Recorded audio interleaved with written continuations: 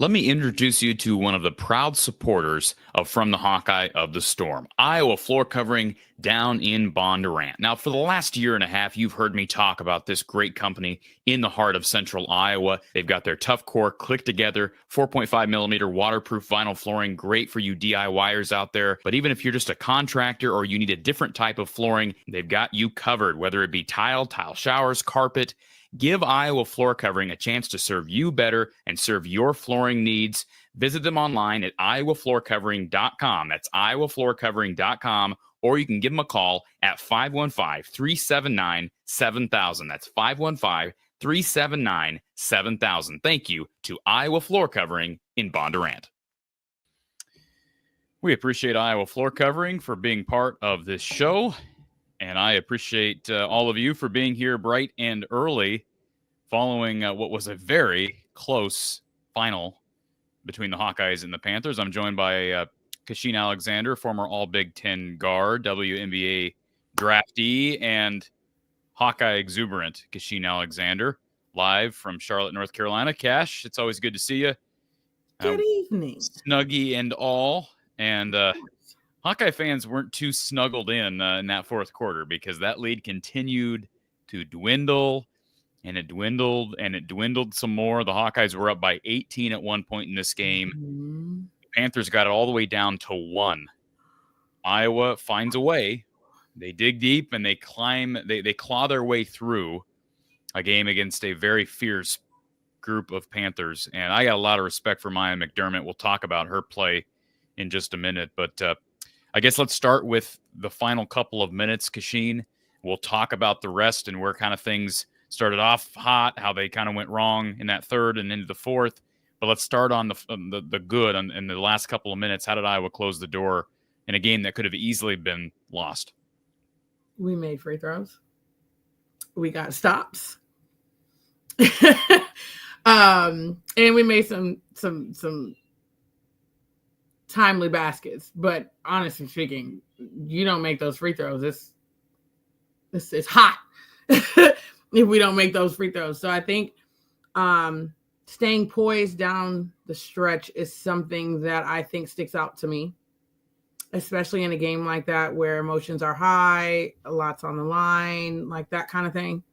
I think that being able to stay poised in that situation, you and I made a run, big run. Okay, so now in that aspect, how do you handle that run? Because basketball is a game of runs. It's going to happen. But I felt like we did a really good job of settling down. And when it was our time to shine in the sense of making free throws and running our offense so that we can get good looks, I thought that we did a good job in that aspect. So I think we were 20 of 22 from the free throw line. That's, I mean, huge. That and how many of those were in the last 4 minutes? You know, like I think I can't say enough about that. That's what won us the game, in all honesty. And Hannah Stolke continues. Now, she went through a little dip after her trip up to Sioux Falls. And the only reason I remember that is because that was a question I asked her post-game. Mm-hmm. And then she seemed to kind of struggle from the line for a few games. She's back. She's been back on it, on it here from the line. She was 7 of 8 tonight.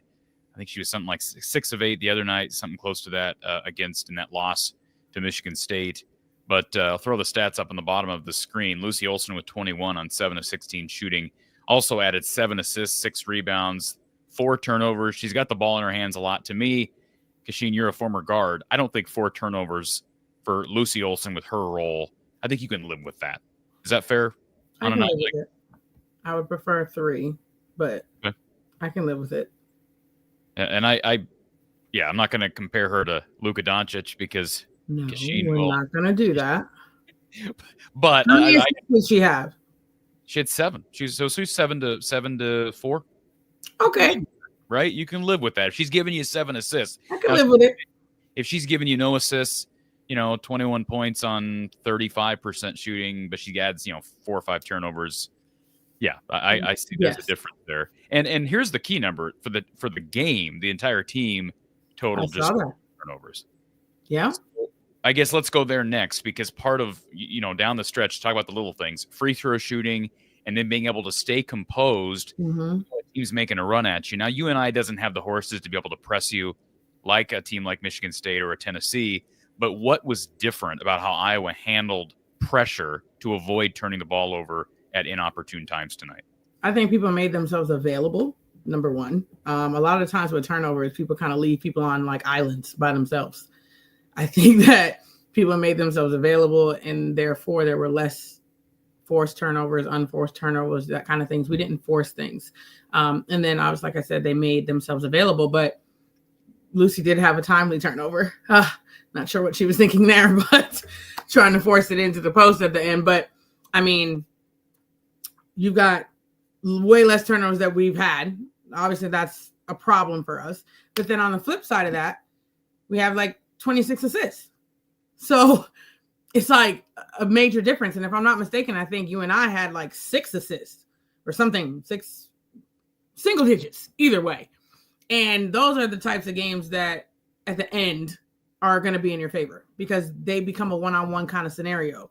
If you could still share the ball and do things like that, you become harder to guard when it becomes crunch time because they don't know who's getting the ball. So I think overall for us, we know, everybody knows, I'm sure, I don't know how many people are watching, but everybody knows that we have got to take care of the ball to be in anything. So that's always a plus. It's like the first thing I look at now on the stat sheet is turnovers. How many turnovers did we have? It's first thing. Can I just want to address something real quick because before we move on,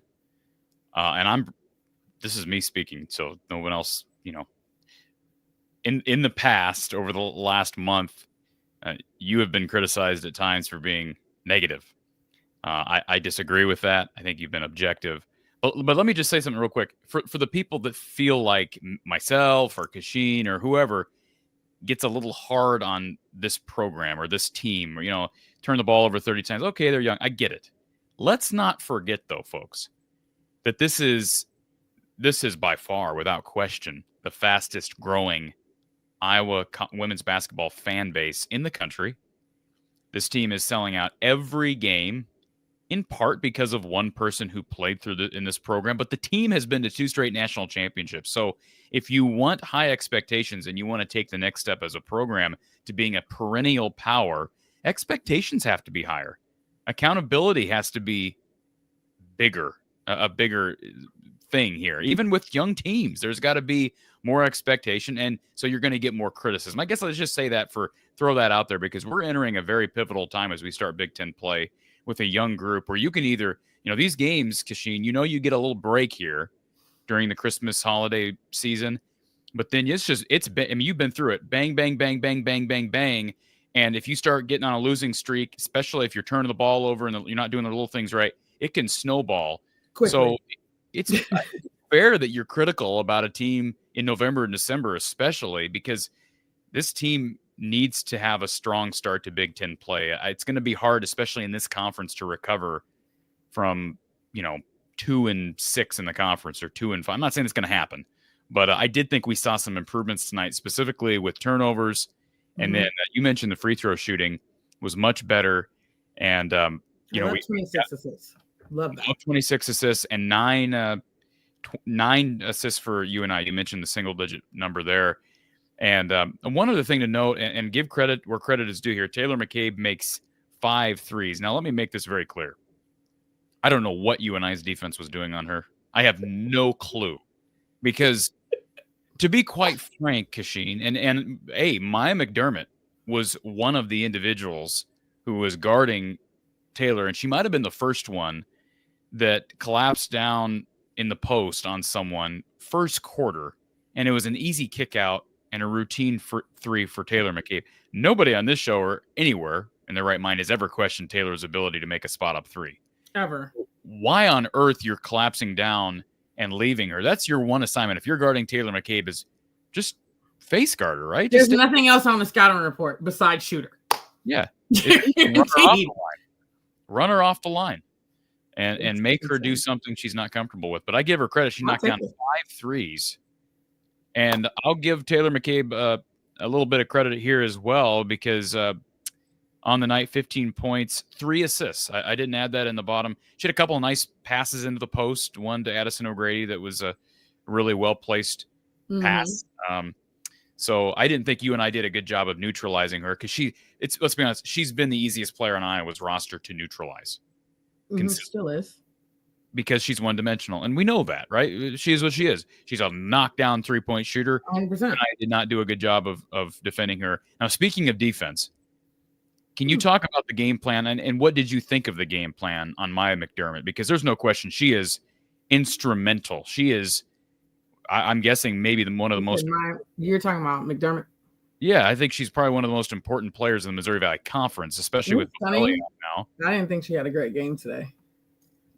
She made some shots. I'll tell you why. Now, Maya tit for tat at the end, I knew she was going to knock those down, right? Because that's the kind of fire she has within her. The game is on the line, like it's time to go. But if you're looking at overall stats, overall everything, it took her 26 shots to get 30 points. I will take that any day of the week as a coach. It took you 26 shots to get 30 points. I'll take it. I will take it because, again, we know she's good, right? We know she's going to make her baskets. We know she's got kind of like a quirky, she'd just be throwing stuff up there, look like sometimes, right? It is what it is. But it goes in, it works for her. But if you have a player who's like her and she's put up 30 plus 40 points, this, that, and the third, if it's taking you that many shots to get to it, well, I will take that. Because it just is what it is. She's going to have the ball in her hands a lot. She's going to do all those things. Now, if she took 26 shots, she scored 50. Okay, we got a problem. And now she's becoming a little bit more efficient, and we're not guarding her as well. So she's had much better games where she's been way more efficient. So I was kind of like, okay, I'll take it at this point in time. At the end, I got nervous, though, because now we talking basket for basket. That's a whole different ballgame when it comes to her. I will say, though, Kachine, she was 12 of 26, which is not bad. She took 26 shots to get 30 points. Kachine, how much are we being, and I say we, I'm talking about you. How much are you being influenced by this modern age of just jacking threes? Because 26 points back in the day, 26 shot attempts to get to 30 ain't that much. But now with players shooting all these threes, she was the difference 3 of was 11. That's 3 of 11 from 3. That was the difference, right? Yeah, that's the problem. Well, but again, like I said, in her, I'm gonna say this. If I'm her coach, I'm telling her where she should be able to get her shots. Her 3 wasn't falling. She could have went to the rim anytime she wanted to. Taylor couldn't guard her for jack hell on any ball screen. I don't know why she was settling for those 3s. It was beyond me. First of all, why did we have Taylor McCabe on her? I'm assuming it's because the other players would have probably posted her up. So we had to put our more bigger guards on them. That's my assumption. It's the only thing that makes sense. But at the same point in time, I'm like, this can go really bad, really fast. And there were so many times I'm like, that's exactly what they should be doing the entire game. But they weren't making the adjustments to take advantage of that mismatch, which was blowing my mind. I agree. I mean, I'll just say this right now. This is not Kachine being critical of Taylor. In the first half, I'm saying next to the buddy I was watching the game with, I'm like, why is Taylor guarding their best player? What on earth? Yes. And I give Taylor credit. I mean, she worked. You got to work hard on Maya McDermott. So yes, the level she put in was great. I just, from a coaching perspective, she's not even close to being Iowa's best perimeter defender. And McDermott is a good passer. It's not like, you know what I mean? Like once the help comes, she's very good at dishing off. So I was like, oh, Jesus, I just pray to God they do not make an adjustment here. And then you just start ball screening the heck out of us. They're going to score like nobody's business because she can't guard ball screens. So I was terrified, but I will take it that they didn't make any adjustments because that could have been bad. Is it possible? And I'm not saying it's good coaching or bad coaching, Kachine, and I haven't talked to Jan about this, but is it possible that this was a bit of an opportunity? I'm not saying that it's good coaching, but is it possible that she presented this to Taylor as a way of motivating Taylor and kind of giving her an endorsement of confidence? Even if maybe, no way you're going to put a game on the line to endorse anything. I agree. But it's not like, but like what you said, if you're afraid of the other players, you know, if you're afraid that you don't really, the matchups aren't there across the board and you kind of, it's like, well, the best of the, maybe equals, and hey, it's an opportunity to throw her a bone of confidence and we'll treat it like, hey, we're putting you on their best player because we believe in you. Maybe that inspires her. I don't know. I think nobody believes that, even Taylor, if somebody said that. Well, I will give her credit because she really tried. She did work hard. Yes. She worked hard. She tried. So I was like, okay. Like there was times she was able to stay in front of her, things like that. But I just knew that this was our biggest mismatch. Like, you know what I mean? Like, so again, I give her all the credit in the world because, I mean, she worked hard to at least give a little bit of resistance. You know what I mean? Yeah. But at the same point in time, like I said, I was like, oh gosh, help me, help us. So I'll take it. Like I said, I will take it. 26 shots to get 30. That's all I got. Because a lot of those came late. How about that half court heat that she made there at the end that didn't count? It's just it's amazing. She is incredible. And Hannah block. Hannah started switching out on her towards the end. I was like, oh, I like this. Okay. I like this. Her length bothered her a little bit. Correct. Because even though Maya beat her, the length that she had, she was able to recover. So, yeah. Kudos. I like this comment from Tyler. Our guy Tyler. He says, "I'm looking forward to you and I, Drake, Maya McDermott, Katie Dinnebeer." That's that'll be a good little matchup. Those are some good players there. I bet you neither one of them guard each other. Oh, why would you? Right? Right? I guarantee you none of them are going to guard each other, but it'll be fun. All right, let's go to our first caller of the day. We've got Tony, who's been waiting. Tony, good to see you, sir. How you doing? Doing good. How are you? Good. You look distracted. No, I'm got all the, I've got two screens going on at once and stuff. So I've just got four things. Number one, Cash, do you think you would enjoy making / designing a Cash Bash shirt? Hey, what? Sure. I'm sure I can come up with something really nice.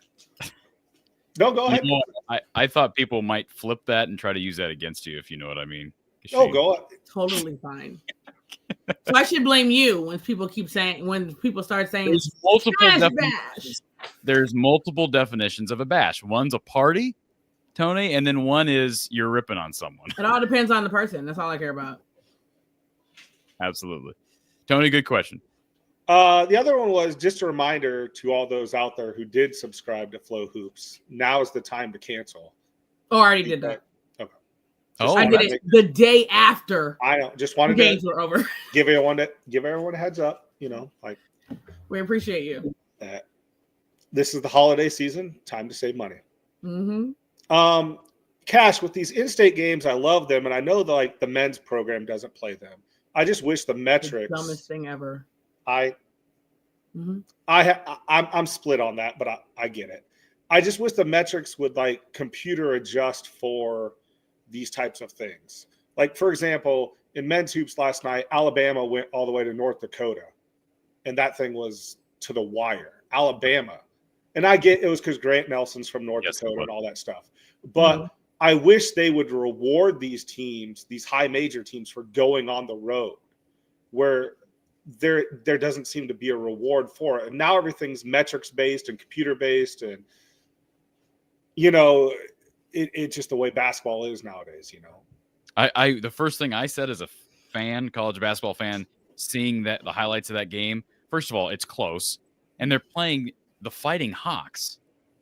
That game should not be close, Tony. But that's the problem going on the road, and that will seeing those types of results only reinforce the decision makers that say, no way are we going on the road to play Mercer and Evansville. We're not doing that. There's no reason. You have a kid from there. Huh? Unless you have a player from there. It's the only reason why those teams go there. Yeah, so I agree with you nostalgically in a sense, Tony, because they're great basketball games, and it kind of brings you back to the day, but you just can't defend it, like you said, because of how the resumes are set up. But that's a good point. If you could figure out a way, if that was a priority on the part of the NCAA tournament committee, to make it clear that we will reward you for true road games. And is there even a reward for going? I don't know how do you reward players or teams for going to mid-major to play road games? But just more road wins. Yeah. I mean, I know they're factored into the net stuff, but the only way I think you could do it is if you weighted non-conference road games versus conference road games. Because right now it's all weighted the same, whether you have a conference road game or a non-conference road game. So if you weighted the non-conference road games with a little bit of a bump, that might encourage some of those teams to say, hey, I agree with that. Now I can go I don't know that makes any logical sense, though. Why would you weigh non-conference road games more than conference? Because your non-conference road games you actually schedule. Conference you don't schedule. Right, so but you don't have to say so on it. It's in to your point, you're more so saying if it was weighted more, maybe you'd get more people having better I get the premise. I'm just saying, do you really want to basically punish your team or these different teams for winning on the road in the conference? You're not really punishing them because you wouldn't change the way of the metrics work in conference. And I want to ask Kachine this, because she's been at mid and I don't know if you'd call low major or mid major for the programs you're at. How hard is it to get teams to come to your place? It depends on how good you are. If you're a mid, when I was at JMU, scheduling was very hard because we have beaten Power 5 teams more times than I can count. And so a lot of those teams are absolutely not. We're not doing that because they don't want that loss on there, in that sense. So I think it depends on what major you are, low major, and if you're good or not. But I think a lot of the times it can be difficult to do, especially if you're a good mid-major or low major, whatever. But yeah. By the way, congratulations to James Madison on their bowl win the other night. Look at that. Did you watch that game? First D1. This is their first year. No, it's their second year in the FBS. They didn't get to play last year, I don't think, did they? Well, it's their first bowl win. It's their first FBS bowl win. Yeah. Good for them. Which North Dakota, South Dakota school was it you were at? North Dakota State. It's the only one that matters. I was going to say, I lived in Grand Forks, so I'm a North Dakota fan. But yeah, Grand Forks, Fargo. Yeah, honestly. Are you watching that game tomorrow? You said what? Are you watching the North Dakota State game tomorrow? I might. I have some Christmas shopping to do, so. Fair enough. Can I ask you, Kachine, real quick, Tony? You can hang out here for a second. But Rich says they're regressing. You think this team is regressing right now, based on what we're watching? I mean, I mean it's a dumb question in a sense because they're young and they're going to be up and down. But would you say we're seeing a regression over the last couple of weeks? I think you're seeing exactly what we said would happen. Is when you have a team like that, you're going to have these.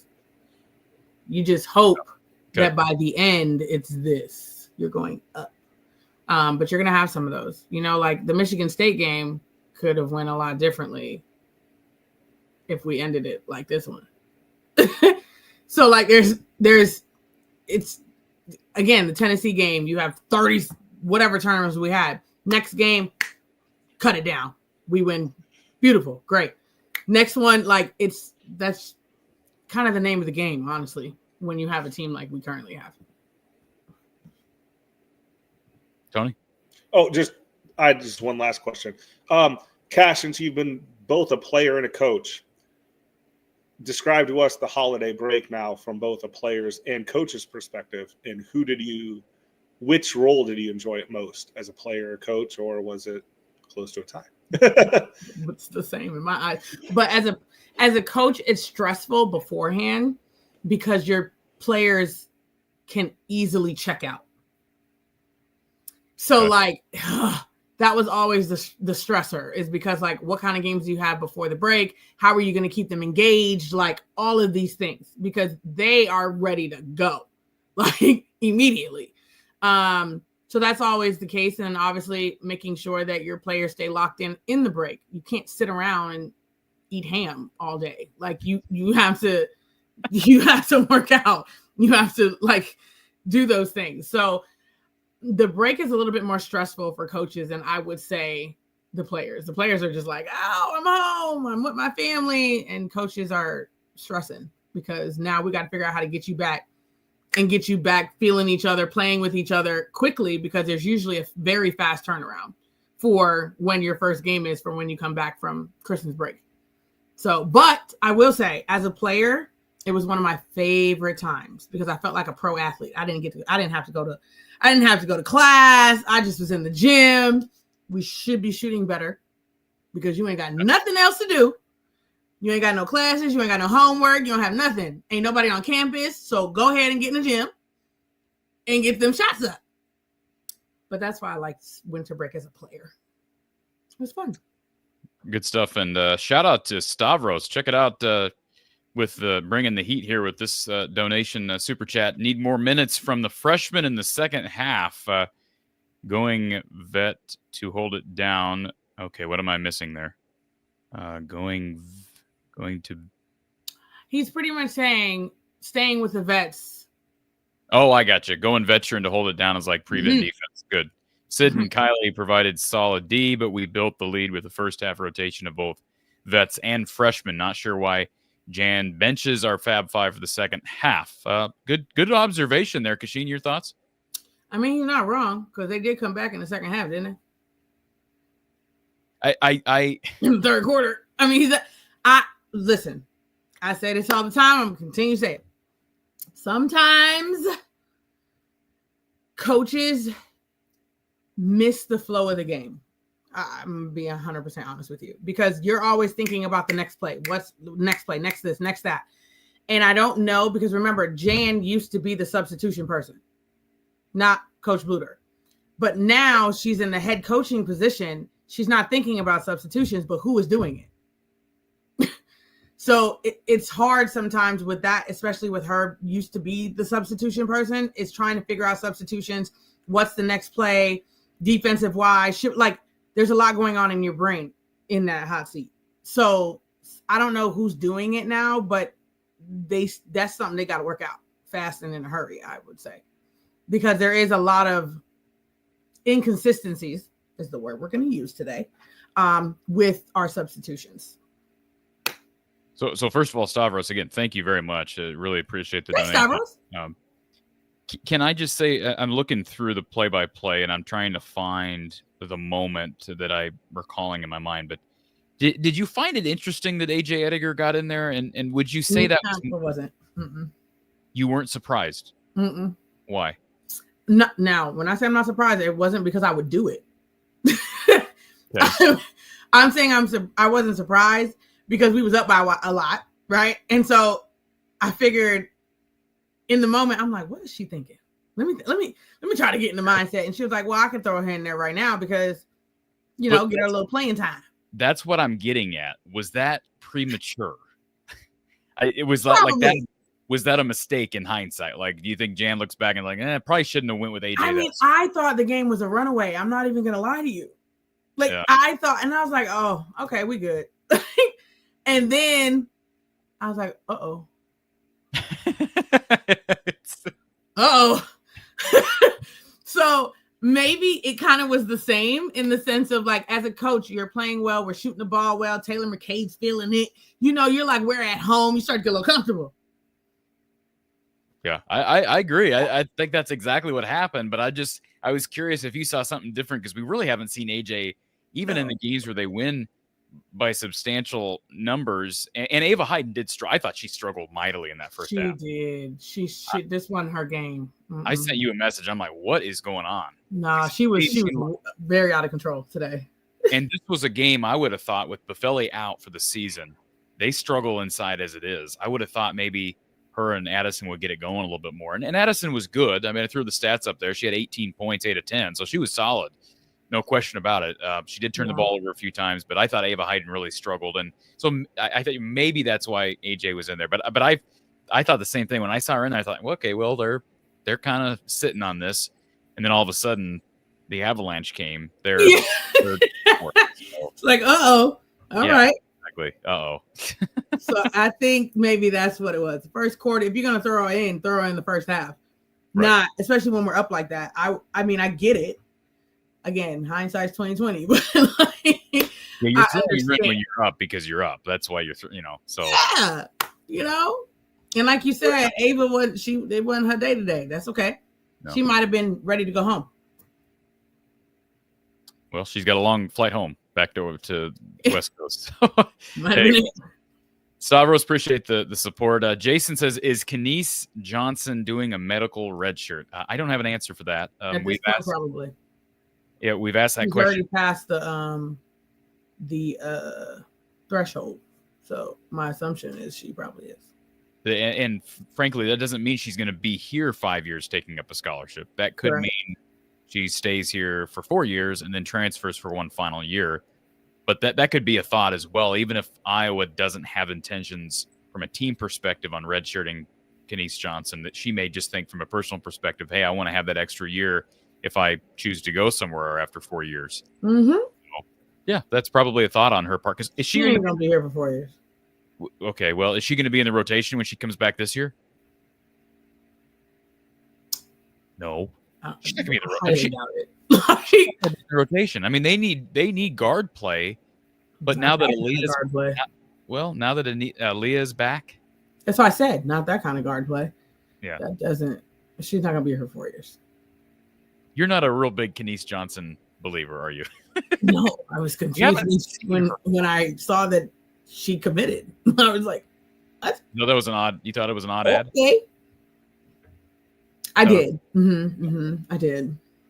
Yeah. This is going to sound really bad, but in my mindset, I was like, oh, we need a practice player. All right. Well, hey, now nobody else can claim that you're just Taylor McCabe hater. I'm be honest with you. It was the first thing I thought. I was like, hey. And again, we're talking about trying to continue the legacy that was built. Yes. That's not getting us that. So in my mindset, I'm like, oh, okay. Well, I'm giving you a big high five through the StreamYard studio that you're willing to say that, because I know that's going to upset some people, but I'm sure. What else is what it is? But again, I'm trying to get back to the national championship game, and she ain't getting me there. So, there are other freshmen that I feel like could get us there at some point. So, but yeah, not that one. All right, let's go back to our phone line. Thank you for calling from the Hawkeye of the Storm. Who's on the line? This is John. Hey, John. I went up to the coaches show last Monday night, and I played for Jan Jensen my conversation with Kachine about the shout out. Okay. How did that go over? It got to the part where Corey said, what are you talking about, Kachine? You were one of the great ones, and Jan said she was. And then Wow. Kachine was talking about the part where saying she's a cash-like rebounder, and Coach Jan said, we do that. And then I said at the end, I said, do you have a reply for her? And I will call it in. And she said, you tell Kachine that she was one of the great ones and that I will never forget her. Good love, Coach J. Not much better than that. See, y'all, I don't be lying. I be telling the truth. So how much time did you spend with Jan on this, John? Couple minutes. Oh, okay. And this was where? This was at the Coaches show that they always have. but Coaches. you went in person. Yes. Okay, very cool. I think it's cool that she had that conversation with you and was willing to That's listen Coach to J, though. Yeah. That's who she is. She's been like that as long as I can remember, even when she wasn't a head coach. Oh, that's good to hear, John. Thank you. I can tell you from first person, Kachine, she's very fond of you because the whole time it was playing, she just had the biggest smile on her face. Coach J was, we were locked in for sure. And like I said before, like, it's one of those things that as a poach coach, you can appreciate a guard, and especially in that aspect, being able to get in there and mix it up. So it was always kind of like a fun banter because she was always the post coach and I would always be going at the post because of that's kind of it's what they're supposed to be doing, right? So it'd always be like a fun back and forth. But yeah, it's just funny because when you said it, I was like, wait, what? Like, what would have brought me into that conversation? But it makes sense. Like I said, they still use me as like a little thing, you know, cash like rebounder and things like that. And that means a lot to me because, you know, you only spend 4 years there and to still be written about, I guess is the right terminology. How many ever years later, we're not going to say how many because we're not doing that on this here podcast, but however many years later, you're still able to have that impression on people is cool and dope. So I'm happy about that. Well, she's very fond of you, Kachine. So have a good night. Thank you, guys. Thank you. Phone call, sir, as always. That's crazy. Well, first of all, Annie, yes, Kachine always tells it like it is. That's why we have her on here. I gotta respond to David. You say 12 of 26 from the field's not very good. That's 46%. That's good. That's a good percentage, Kachine. Right? That's solid percentage overall. 3 of 11 from 3 isn't great, but when you're the best player, I mean, if 12 of 26 isn't very good, then what are we thinking about Iowa's best player who was 7 of 16? That's less than what is 7 of 16? Let me. I've been saying that though. Lucy needs to be better. It needs to be more effective in her. I'm just saying. Well, you compare Lucy and McDermott tonight. McDermott had a higher field goal percentage on higher volume. Mine is a better scorer than Lucy is, though. Okay, so what is Lucy a better than? No, I'm just saying, like, okay, for example, when we're talking about, I brought up the 26 shots to get 30 points because as a coach, when you're talking about trying to stop somebody, right, you know they're going to get what they get. It's kind of like Caitlin Clark. At the end of the day, you know she's going to get her points. It's just how many shots is it going to take her to get there? Because if she's scoring and she's efficient, we've talked about this even the last 2 years in the sense of if she's efficient and she's scoring 24 points on 12 shots, well, ain't nobody winning. Like, they definitely not winning if we're playing against, you know, Caitlin Clark. It's the same scenario. Now, if Caitlin scores 24 points and it took her 20 shots to get there, we might have a chance. That's the idea of it. So if we're talking about Lucy, that's not on the scouting report in regards to make her take more shots. She doesn't take that many shots to begin with. So that wouldn't be part of the conversation. But with Maya, she gonna take a lot of shots. So let's force her to take a lot of shots and not be effective in them. So Rich wants to know, what was the offensive plan? So I mean, they scored 92. I don't know that he's being critical here, but what do you make of that question? I don't know if there's tongue in cheek there, but did you think Iowa's? I didn't think Iowa's offense. I thought Iowa's offense was pretty balanced. I thought our defense wasn't great today. I was gonna say I thought it fell more on the defensive end. Yeah, our defense on the stretch is what let you and I back in this game. Yeah, it's our defense that struggles today, which is crazy because our defense has been so good. It's won its games. It's kept us in game. Today, I don't know what happened with that, but yeah, I thought it was our defense today more so. Can I just say, we're talking about shots, like number of shots. Here's one thing I'll be critical of with the offense. Sure, Hannah Stolke needs more than 5 shot attempts against you and I. Yeah, on there. Here's my thing. You know what I would like to see? All of my older Hawkeye fans, ones that were here when Megan was here. Okay. Do you guys remember? Why am I drawing a blank on the 4 player who was here with Megan? Help me out in the chat. Y'all know who it is. Anyways, the 4 player that was here with Megan Gustafson. We always used to run that high-low like it was bread and butter. I'm talking like it was unstoppable. Right? And I don't know why sometimes we don't do that with Addison O'Grady at the high post, because she can shoot that. And she's a great passer. So why not have my girl down there with the 4 guarding her? Hannah Stewart. Hannah. Oh, what? Hannah Stewart? Is that what we're talking? Thank you. I know it was somebody. Why not have Addison O'Grady at the high post? She can shoot that. She can pass it down and let Hannah run the block in that high-low action. Because if you put Hannah up there, she's not a great shooter. So they just sag off. We can't get it. Why not flip the 2? It just, it's like, blows my mind. Anyways, sorry. I had to get that rant off. Anyways, go ahead. John's showing Jan all the clips from our show. So maybe he'll just show Jan. Let me just show this one. It's been like, it was our bread and butter because Hannah Stewart could shoot that. So you had to guard her. And then it was like, then you had Megan down there stealing and going crazy. It was like, it could not be stopped. And I was trying to figure out how we could do that again. And I'm like, why don't we just flip the 2?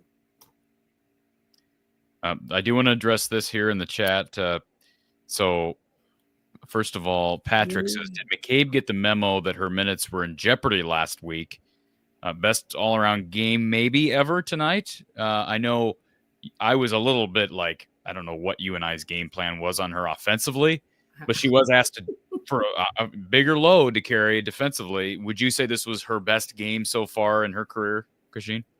Yeah, that I can remember. Sure. Okay.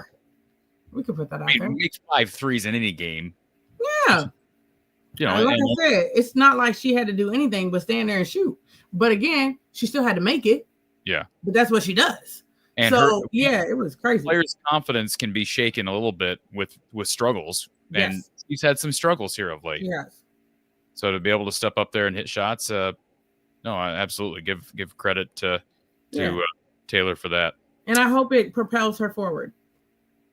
Folks, the phone line is open. We've got Corey waiting on hold on our StreamYard line. The phone line is open, 515-635-1601.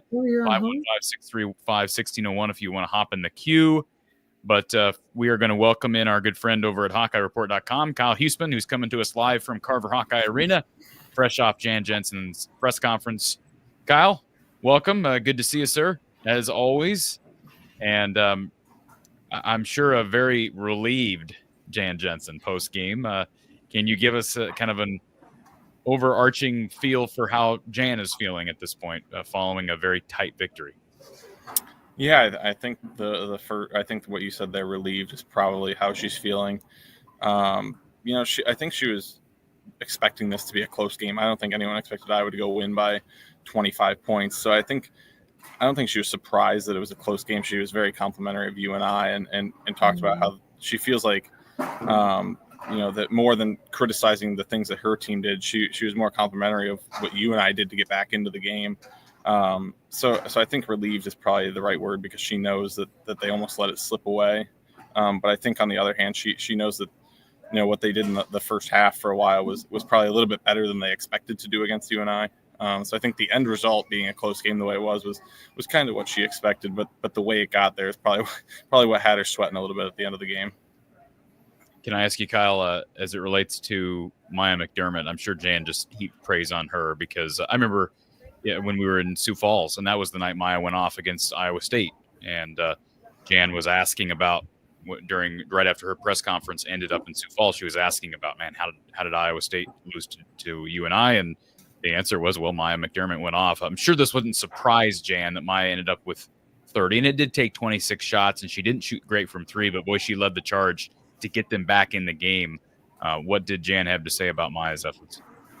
Yeah, I mean, Jan talked about how she knows Maya's family pretty closely. She recruited Maya for a while until, Caitlin and Maya were in the same class. So obviously we went to Caitlin instead. But yeah, very complimentary of Maya's game. And I was personally impressed with Maya. I mean, I've seen the stats, hadn't watched UNI play yet. I've seen Iowa play UNI for the last couple of years, and Maya McDermott was always a solid player. I think she averaged like 15, 16 points a game last year. But she's taken her game to another level this year. I mean, 30 points. She's almost doing that on a nightly basis. And right now she's top 10 in the country in scoring. She didn't have a great first quarter. Didn't really have a great first half, but, she did what good players do. And especially when a mid-major hangs with a ranked team like in Iowa, it takes one of those players to do that. And she just made big plays down the stretch. I mean, she was making shots with people in her face. And Jan said that they tried to switch up the defense against her a couple of different times. They were switching all the screens. She said that they thought about trapping off of screens and making other players hit shots, but they didn't really do a lot of that.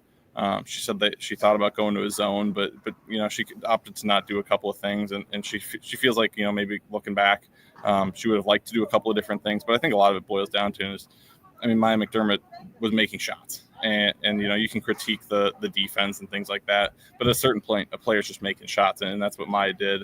And Jane was always going to be complimentary of what Maya did, because she's known her for a long time. She recruited her. She's like I said, close to the family.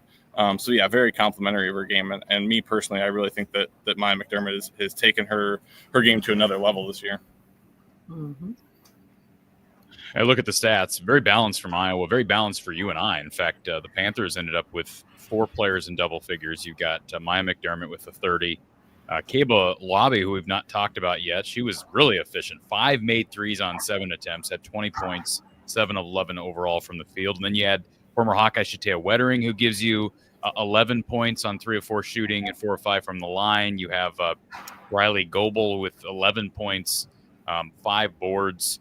This is a UNI team. I'm almost surprised that they're 5-5. I have to go back and look to see who those losses were against. But given what they've done against Iowa and against Iowa State, this looks like a team I would not be shocked to see. I know Belmont's projected to be pretty good in that conference. Would not be surprised to see Drake and UNI battling it out for regular season accolades, and then of course as we get into postseason play in the NBC conference tournament. There was one other question I wanted to ask you about. Lucy. Lucy was thought she was good tonight, Kyle, but I do personally, as I was watching this game down the stretch, I thought it was good that Jan went down. I'm assuming this was called from the bench, that Jan went to Hannah when they needed a bucket late. Nothing against what Lucy was not able to do against, I think it was against Michigan State when she missed that a late mid-range.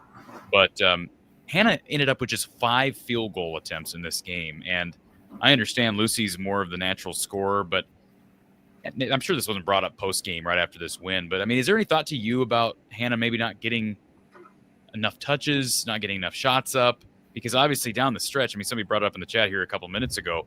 Defensively, she brings it. And then she made a big shot down there, and when they needed one. I think it was a 1 or a 2-point game at that point. I mean, just your take on the battle for shot attempts between Hannah and Lucy, I guess. Yeah, I'll go back to UNI real quick. The 6 losses they have now, all 6 are net top 100 teams. 5 of the 6 losses are by a combined 20 points.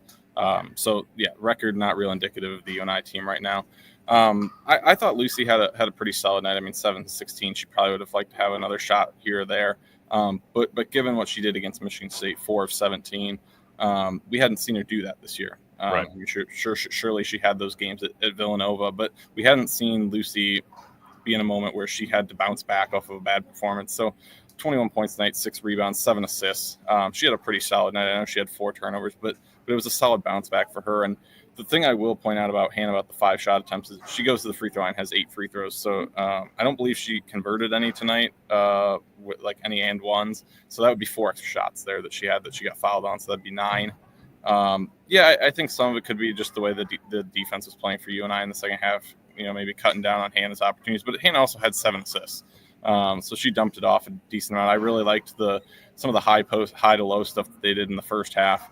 I thought Hannah did a fantastic job, facilitating from that high post. I think, Hannah at times has stretches where she doesn't get a lot of shot attempts. And last year she got her fair share of plays in transition from Caitlin as well that helped her. When she's playing out of the paint a little bit more this year, she doesn't get some of those offensive rebounds. I would like to see them try to get her a few more shots. The only issue is if she isn't able to hit the 3-point shot or really hit from the mid-range, a lot of it has to be going towards the basket. When you're running, they've done those plays where they try to run Hannah, get her going downhill when she gets the ball. And, if teams are scouting that correctly, they can try to cut that away a bit. I think overall pretty balanced scoring. Addie O'Grady had her moments. She finished with 18. Hannah, as you mentioned, was big down the stretch. Taylor McCabe, obviously, with a fantastic night, 5 made threes. And you guys were talking about it when I was waiting to jump on. I thought her defense was pretty solid tonight as well. She talked in the postgame because we got to talk to Taylor that, in non-conference play, you're playing teams that you really you haven't played before. You haven't scouted before. So there's different scouts. There's different game plans. And sometimes for Taylor, that means, there are going to be games where she doesn't play a lot. Just because that's how the game plan goes or how the scout goes for that team.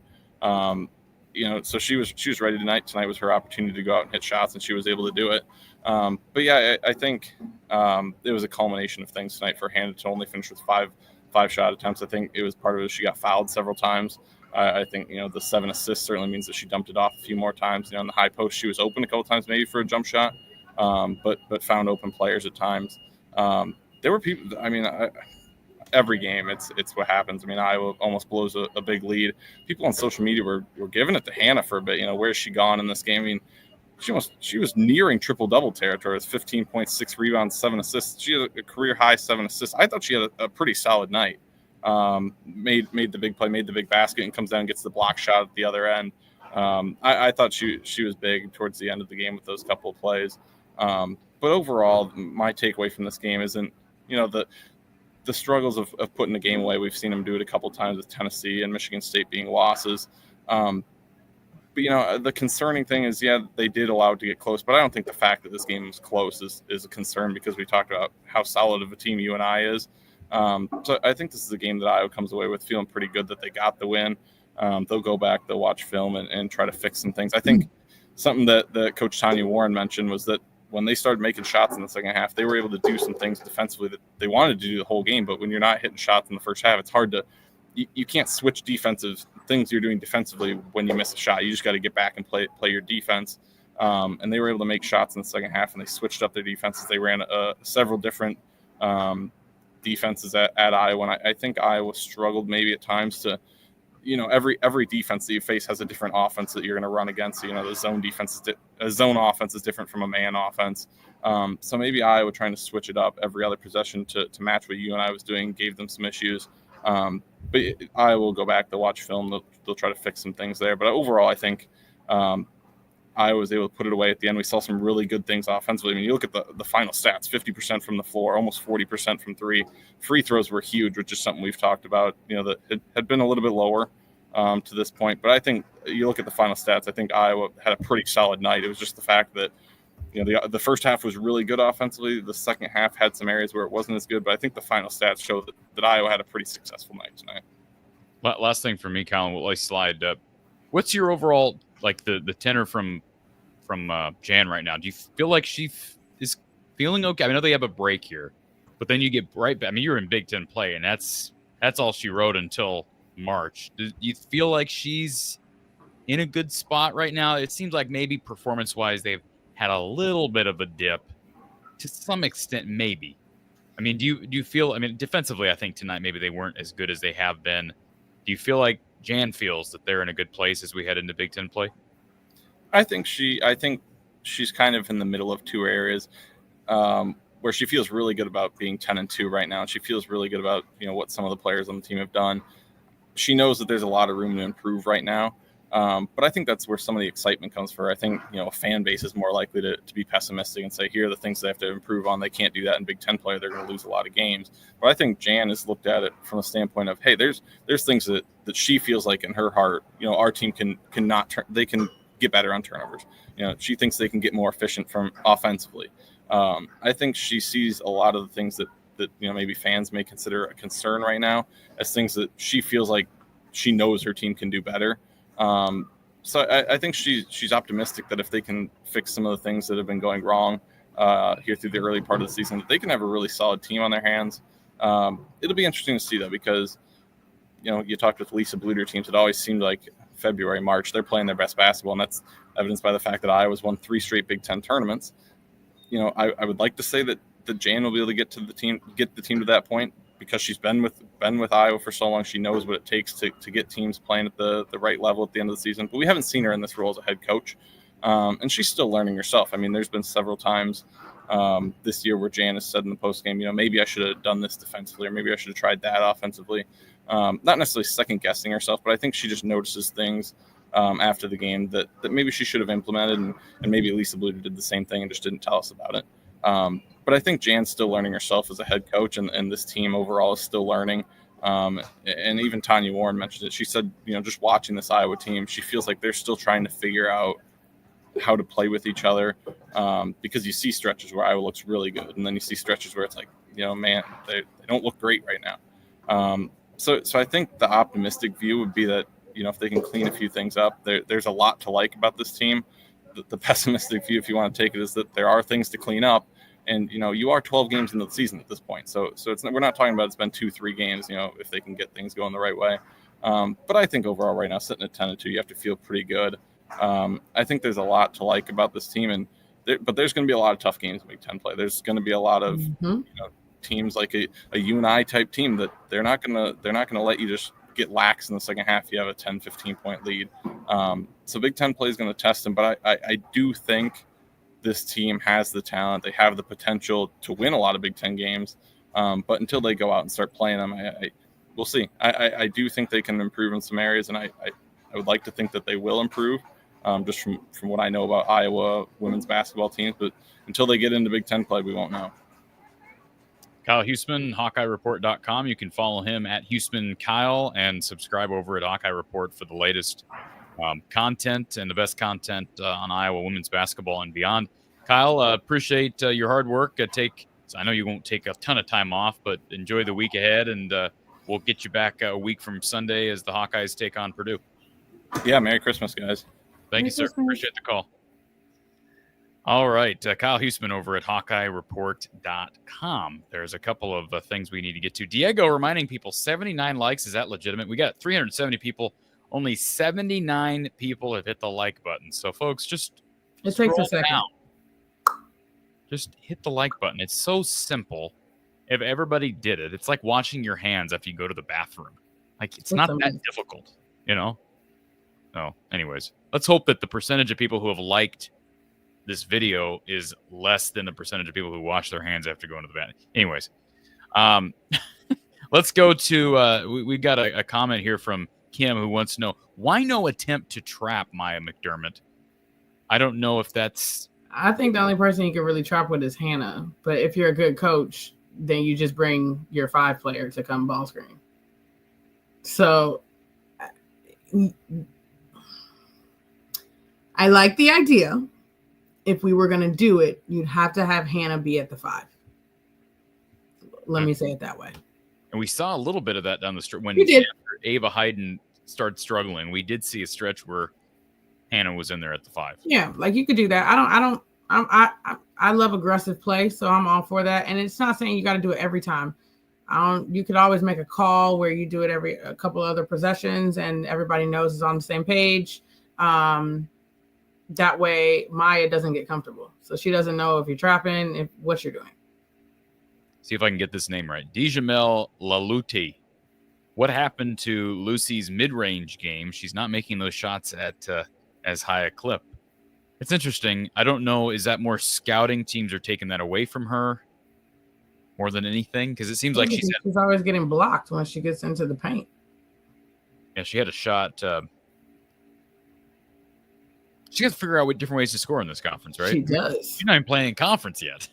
Exactly. Not even playing in conference yet. So she does. Is that something that she just she's been around the block, so it's not like this is new. Teams have been scouting her for years now. Mm-hmm. It's going to be also a different offense. Different offense. She's played in for 3 years. But I can agree with the statement of she's got to be able to finish at the rim a little bit better than she currently does. And then she's also said it, but her 3 needs to get better.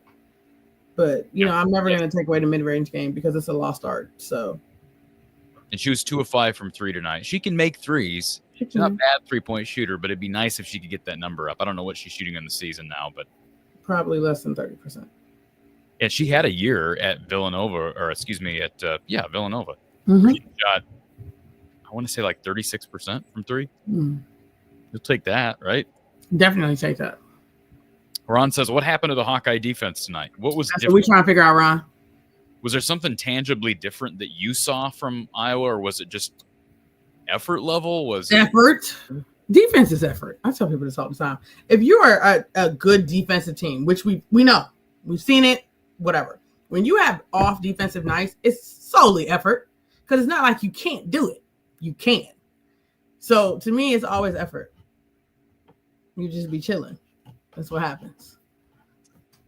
Stavros says, if we're talking defense and non-post, how good is Sean Sullivan? Seems like he's honestly given the team a new identity as a defensive menace. Maybe not the night to talk about that because, again, they probably played one of their worst. Not so great defensive days. Yeah, I mean, but even from the start of this season when they'd have stretches, I mean, I think about the Drake game in the first quarter where they couldn't stop a soul. Then they go to the second quarter and hold Drake to like 7 points, 6 points, whatever it was in the second quarter.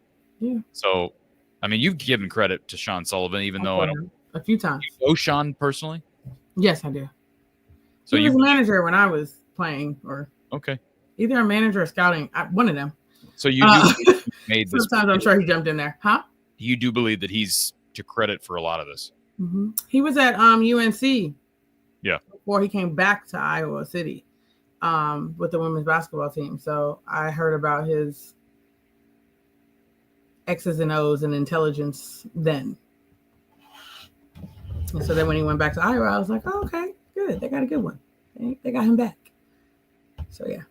Paul McMorris. First time listening to the show. I love Kachine. Brutally honest. Been there, done that attitude, knowledge, blunt, and passionate. Welcome, Paul. Paul, appreciate you being here. Please come back. Appreciate you being here, and also appreciate this guy, Mr. Cyhawk C Money. Corey, we can't see you, but can we hear you? I'm guessing we're going to hear. Hey, you guys got me here? We got you. We've been waiting. I don't know. I got my new iPhone 16 Pro, and it must just acknowledge that I've got a bad hair day, and so it blocks the camera. I don't know what's going on. Maybe take the hint, Corey. So feel free to send that my way and then get a new one because it doesn't work. Okay. Kachine, you look great. There's a reason you probably got the 16 Pro, and it's allowing you to be on camera because you look great. That's not the right comment to make. What you should have said, Corey, if you really wanted to compliment her, was that she didn't need the 16 Pro. Right. No, Corey been married a long time, man. He knows. You're basically saying Kachine needs the iPhone 16 to look good. That's what you're saying. No. The 16 Pro just acknowledges all the additional beauty that she provides this commentary. So I tried to pipe in here as Grady. Oh, Lord. Okay. I think there it is. There it is, right there. Yep, you got it. There was a drought in the latter stages of this game that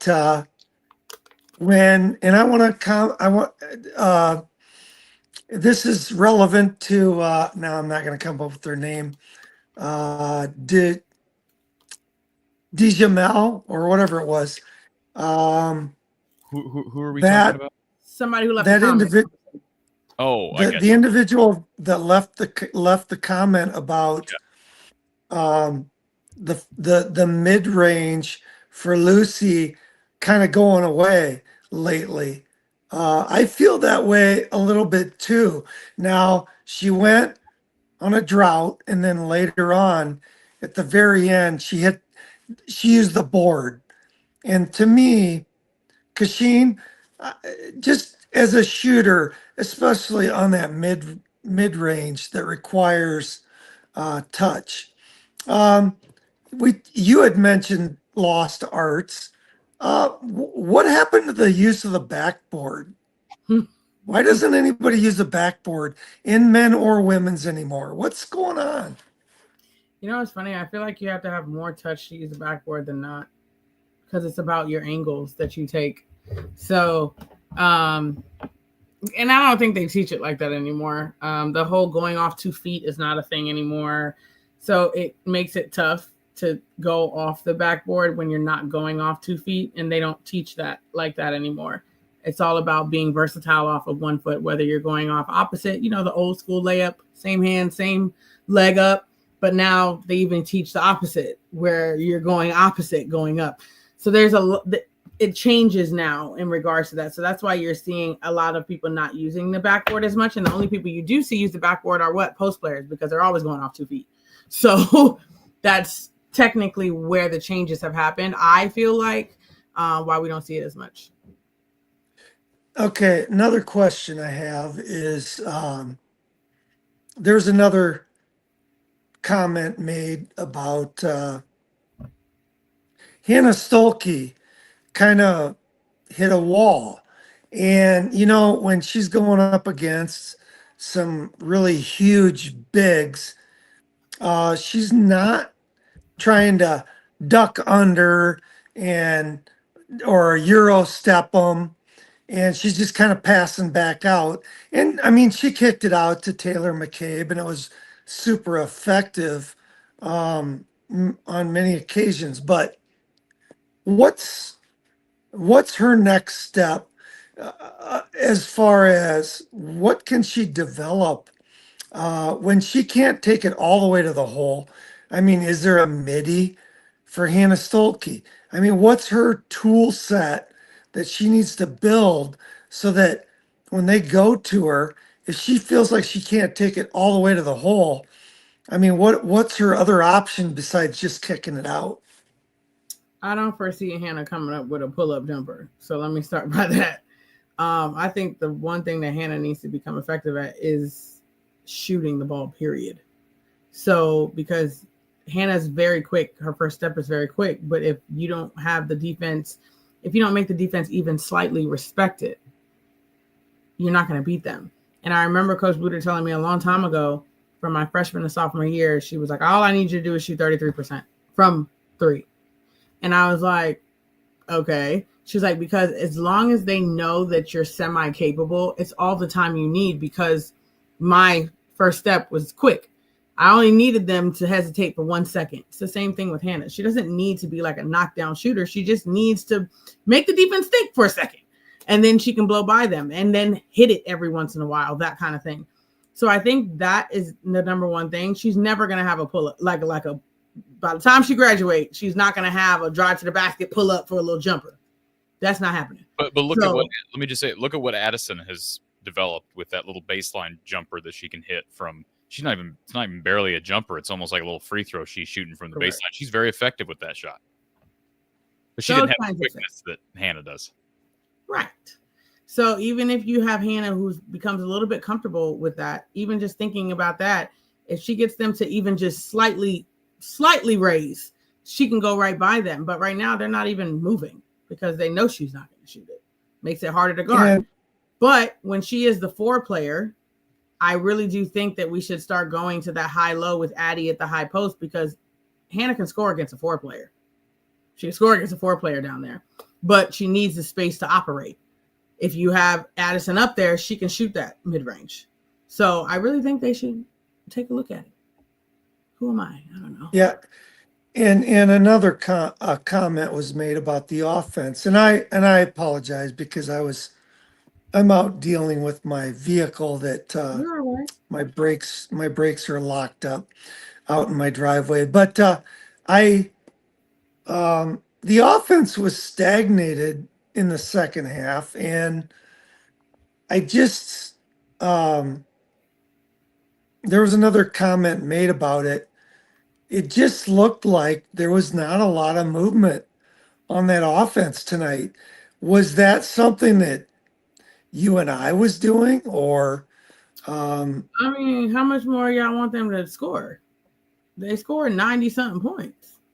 So, like, I'm not saying I don't understand where y'all are coming from, but at some point, it's not. There's going to be moments in a game where you're going to look a little disjointed. You're never going to have a game where you're fluid all the way through. That's just not how basketball. Somebody brought it up earlier that Iowa scored 94 against UNI last year with Caitlin. They scored 92 tonight without Caitlin. So. You're always going to have that in the game because you've got substitutions coming in. You've got different lineups. You got different things like that. So you're always going to have moments. The game of basketball is not a smooth thing. It doesn't work that way. There's going to be times where you're feeling it, then the other team's going to go on a run, and you have a little lull, then you're going to kick it back into the gear, or maybe you don't, and then you get blown out by 20. That happens. Or maybe you come back, and it becomes this game of runs. It becomes who withstands the run, who has the last run.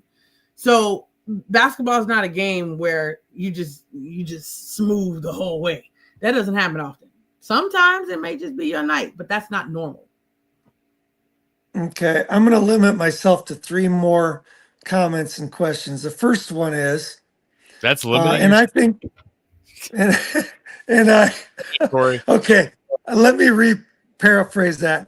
I'm going to afford myself 3 more comments and or questions.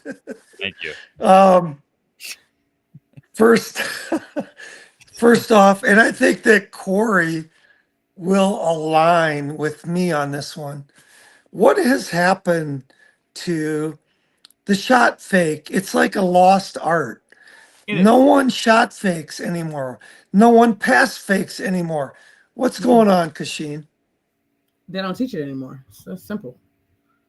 Well, I see. I mean, but when I see men do it more than women, can I just say that? I see it. Yeah, because men are shot blockers by nature. All right, there's the answer. There's your answer. That's your answer, Corey. Next, there's more shot blockers that can get up and shot. Like that thing's going sailing if you're not careful. In women's basketball, I'm not saying we don't have shot blockers, but it's not. It's not that serious, so it just doesn't happen as often. I think we're seeing some of these more athletic women's teams blocking a lot more shots down low, and I just feel like it could be useful.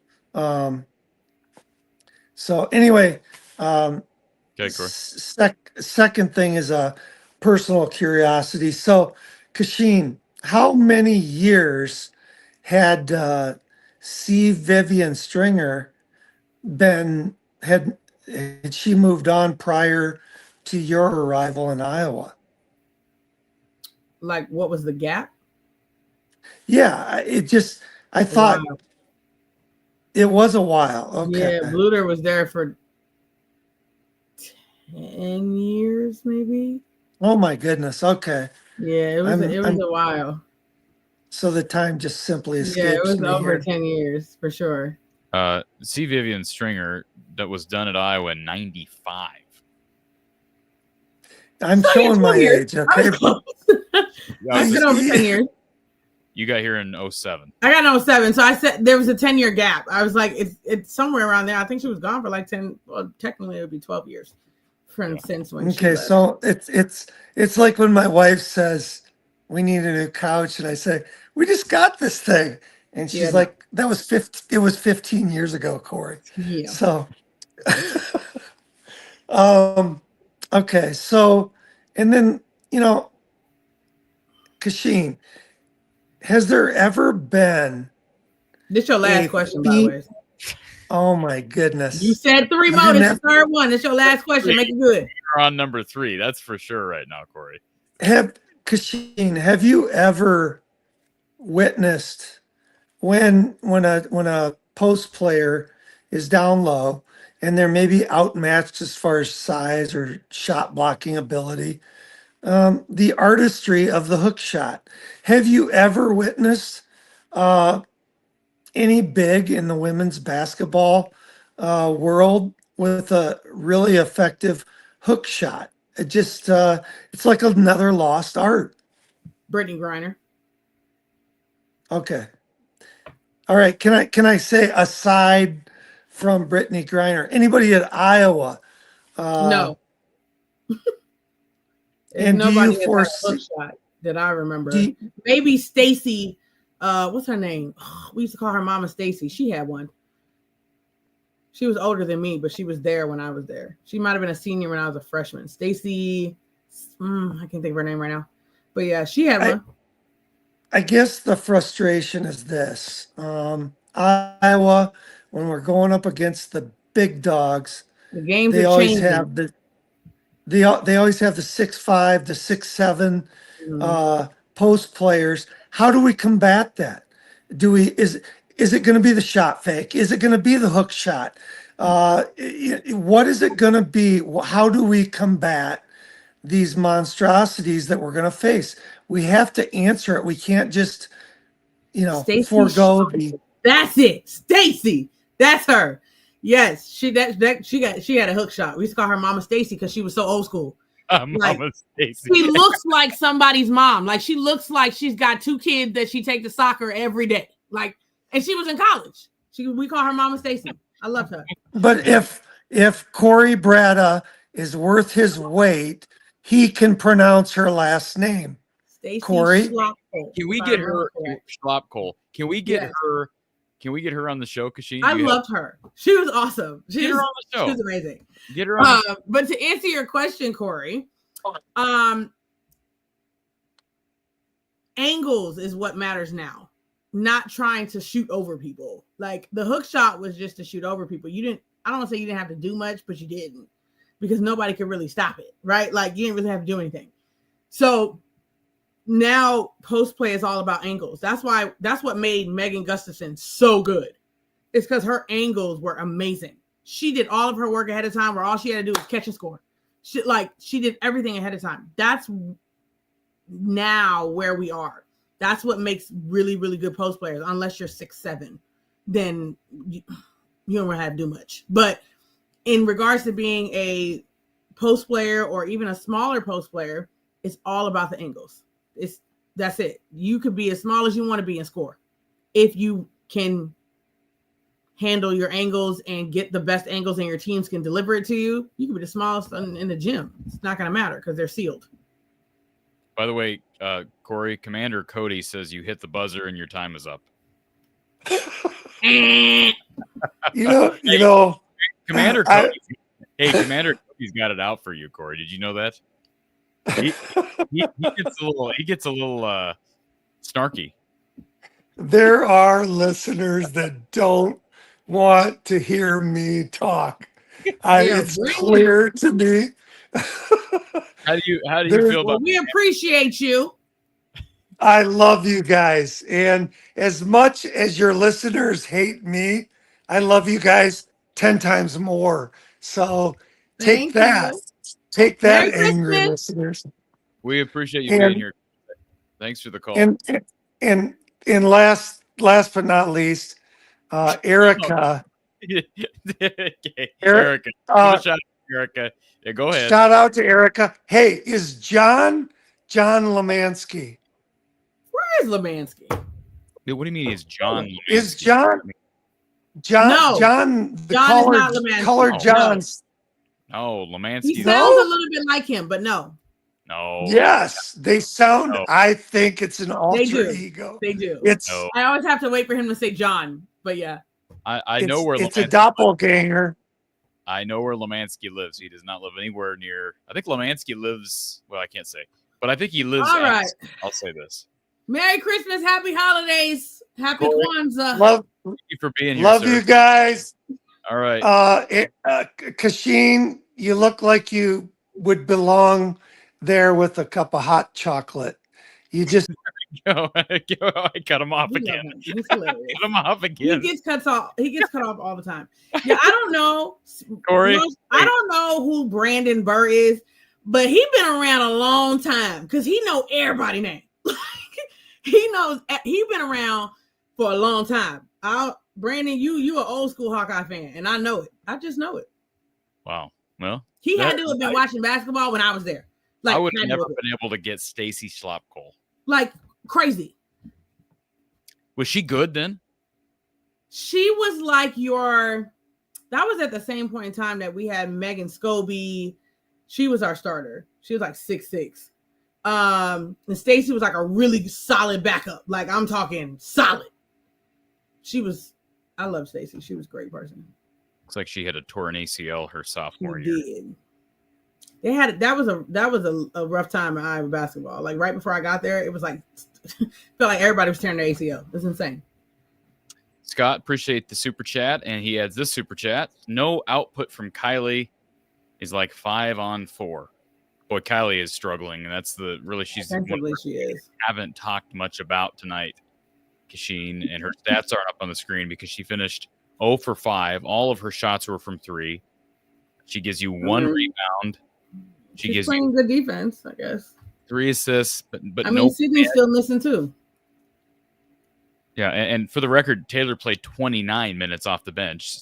Kylie played 19 minutes. Strimlow played 12. Mulaney played 11. So it's not like Kylie's getting a lot more minutes than some of those deeper bench players right now, but her defense is needed. So, all right. Anything I'm missing here, Kachine, before we wrap this thing up? Nope. Folks, I'm here with Kachine after women's basketball games, and under normal circumstances, it's myself and Coach Gary Close for men's basketball. I'll actually be up at the Pentagon covering that game in Sioux Falls tomorrow, so tune in while posting. Tomorrow they play Utah. They play Utah. So, Kachine, you want to hop on the show? You want to break down the men tomorrow? What time's the game? I don't know if the men's crowd is ready for me. Well, let's give the women's basketball program credit. The women's crowd is bigger than the men's crowd right now. Not just in person at the arena, but on this show. I think the game's at 5. Let me look what seat it is. At 5 or something like that. 5 Central Time. It is at, let's see here, Iowa, Utah, Sioux Falls, 5 p.m. Central Time. So 6 Eastern. So I will be on regardless. We may get a pop-in appearance from Coach Close, but I know he's with family, as I know a lot of people are here over the next week. So totally understand that. But I'll be coming to people live once again from the Sanford Pentagon, following a big game for Iowa. I mean, they need to win after dropping the game to Iowa State, losing late, then losing at Michigan late. Those are a couple of really good teams. Don't get me wrong, but the men need a signature win. Not that tomorrow's going to be a signature win. I was going to say, is it? No, but it's an opportunity against a Big 12 team. Go get a win on a neutral site. They've got 1 win against not even Power 4 at this point. Wazoo is now in the Mountain West, but at least they have that neutral site win against Wazoo. They could use another one in the non-con because then they have New Hampshire, and you're right back into Big 10 play. So New Hampshire. Is that after the break? Yes. Okay, that's scheduling. Okay. Yeah, that's scheduling. So they play. Who do we play after the break? They play Purdue. The women play Purdue. I mean, who did that? Yeah, is that a little strange? I'd have to go back and compare schedules. Is that odd that you'd come out of the break with straight into Big 10 play? Yes. Huh. You always need a warm-up game. That's interesting that they did that, isn't I it? call it a warm-up game. Like, you need a warm-up game. You going right into the Big Ten. Oh my, what day is that? What day is that? That's Sunday the 29th. Now, let's look at last year's schedule. So last year, let me look at the break. They did the same thing last year, Kachine. They went Loyola Chicago. They had 9 days off, and then they went Minnesota, and they won by 23. Yeah, but we can't compare the two. Stop it. Yeah, But, so they're probably going to get back. they've been doing that every year. I'm going back. They did it 2 years ago, Dartmouth to Purdue, and let's see. I wonder if that's the Big Ten. I wonder if it, like, the women's side is, because that don't make no sense. Why? I did the same thing. I'm trying to find a year where they didn't do that. How many games have the men already played in Big Ten? 2. Maybe that's why. Yeah, that's got to be the reason. Because of the expanded Big Ten schedule on the men's side. Because I can't find a women's schedule where they come out of the holiday break. I'm going to say most, like a high percentage, 80s plus, have like some kind of warm-up game before they go back into their like conference schedule. You're talking about being off, not playing basketball together for 8 to 9 days beforehand. Now, my assumption is they'll have the ladies come back. Depends on how generous she wants to be. We'll be honest. Some people might do, you got to come back the night of Christmas. Some people might do the morning of 26th. But just so you're aware, I'm back at 2015, That's and they're crazy. doing it every year back to 2015, and I'm still going back, and every year they have the same. I don't think I've been, like, coaching wise, I've never had a situation where it's been like that. So what do you remember what it was when you were at Iowa? Absolutely not. Okay, I found the first year, and I don't know the difference. I'd have to examine the schedule. I went all the way back to 2013, 2014. They played Drake on the 21st of December. Then they had their break, and then on the 28th, they played North Dakota before That's opening normal. Big Ten play on the 2nd of January against Indiana. That's normal. And then 2012. Maybe that's just how they did. Maybe that's just how they did. I mean, maybe it's the Big Ten schedule because it's not like they have a say-so in it. How about Right, this? like- 2012. Did you play in 20? When did you graduate? No, I didn't play in 2012. Okay, well, this is pretty cool. They played the San Diego Surf and Slam Classic on the 28th and the 30th. Oh, they did a Christmas tournament. They played Texas and San Diego in San Diego before starting Big Ten play. That's unique. Wow, they did, yeah, Christmas tournament. And let's see, 2011. I've done that before. 2011, they jumped right in Big Ten play. So it was a couple of years in there where they didn't do that. But most of these seasons, Interesting. they go right into Big All Ten. right, well, There you go. Big Ten Let's is- see. Patrick, thank you for the super sticker, Patrick Wilson. We do Patrick. appreciate the donation and the support. Very much appreciated. And if you want to support the show, one way you can do that is by sponsoring the show. Shoot me an email, info@fromthehawkeyeofthestorm.com. That's info@fromthehawkeyeofthestorm.com. Or you can donate by means of not just Super Chat, but also Venmo, PayPal, Cash App are all available in the description of all of our shows. And those are ways you can donate. And of course, support our great sponsors. Iowa defeating Northern Iowa today, 92-86 behind double-digit scoring outputs from Hannah Stolke, Addison O'Grady, Lucy Olson, and Taylor McCabe. Iowa also got solid contributions off the bench from a number of players, including Tegan Mulaney, who gave him 9 points, 5 rebounds, made all of her shot attempts, both from the field and from the free throw line. Iowa also got a three-pointer out of Leah Guyton tonight. Taylor Strimlow, scrappy, again, makes mistakes, but gave him a pair of assists. Made a couple of, made one field goal attempt, one rebound. You have Ava Hayden, who struggled, I thought, tonight. She gets under 2 minutes, so they pulled her quickly. Wow, I didn't realize it was that quick.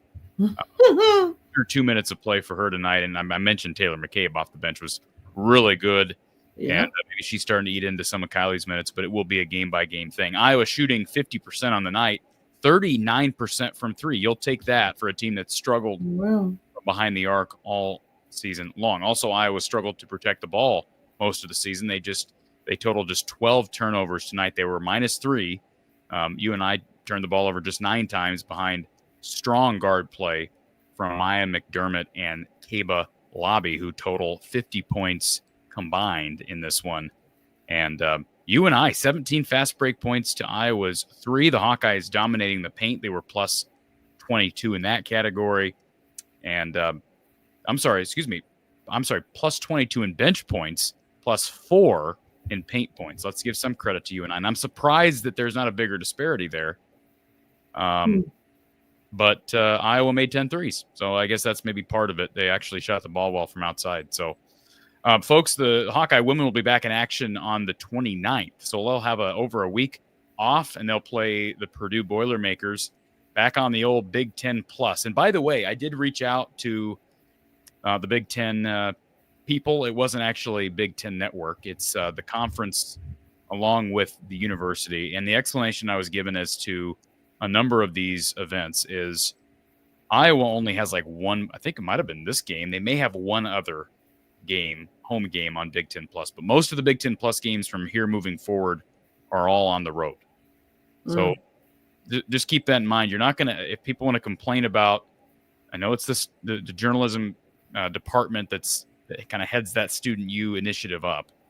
You're going to get different these different universities are going to handle this different ways and have different people. So I know people don't like having to pay for Big Ten Plus, but it is what it is. Sunday the 29th, 2 p.m. Central Time on Big Ten Plus. And of course, tomorrow, the Hawkeye men will play Utah at 5 p.m. Central Time over on BTN. And I will be reacting live following the game. So we appreciate everybody being here. Kachine, always enjoy having you here and having your expertise, and enjoy some nice time off. You deserve it. And my daughter's birthday is on Christmas Eve, so it should be fun. So you got a busy week ahead of you. I sure do. So if you're not in North Carolina, stay warm, stay safe, and I will talk to you tomorrow following the Iowa men versus Utah.